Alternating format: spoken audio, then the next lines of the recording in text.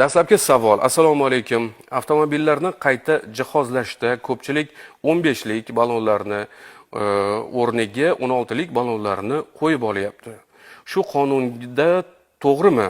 Qolaversa, oldi faralarni o'rniga ko'zni qamashtiradigan LED chiroqlarni o'rnatib olishyapti. Bu mumkinmi? Agar mumkin bo'lmasa, nima uchun ularni sotuviga qarshi red tadbirlar o'tkazilmayapti? Asakadan Ulug'bek yo'llagan. Albatta, mana shunday mashinalarni qayta jihozlash holatlarini kuzatamiz. To jihozlaguncha ularni sotuvlarini balki to'xtatish kerakdir. Shunga qarshi red tadbirlar o'tkazilmayaptimi demoqchilar. Marhamat.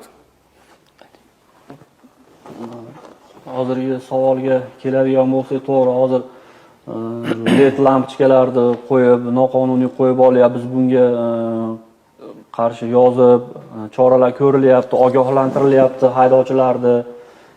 Endi ishlab chiqarilganiga keladigan bo'lsa, ishlab chiqarilgan yiliga qarab to'xtatilgan transport vositalar qo'yishi mumkin bo'lgan LED lampochkalarni. Endi ballonga keladigan bo'lsak, u to'g'rida hali birorta haydovchiga chora ko'rilgani yo'q.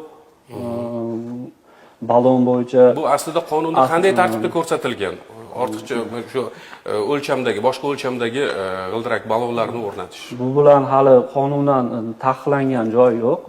Zavoddan chiqqan ballon belgilangan tartibda qo'yib yurilibdi. Hali birorta haydovchiga chora ko'rilgani yo'q. Hozirgi savolimizga javob shu.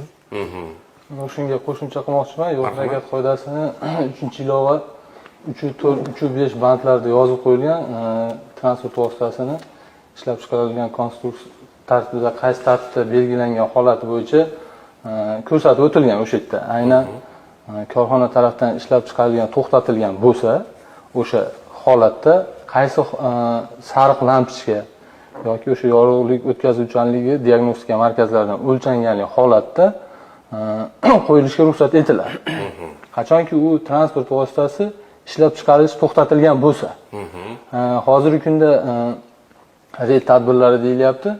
Mana shu 4 oy davomida 5800 ta haydovchiga nisbatan o'sha yorug'lik, ya'ni LED lampochka holati bo'yicha belgilangan tartibda ma'muriy bayonnomalar tuzilib, choralar ko'rilib kelinmoqda bu holat bo'yicha. Rahmat. Menimcha yurtdoshimiz savollariga javob ola oldilar degan umidda.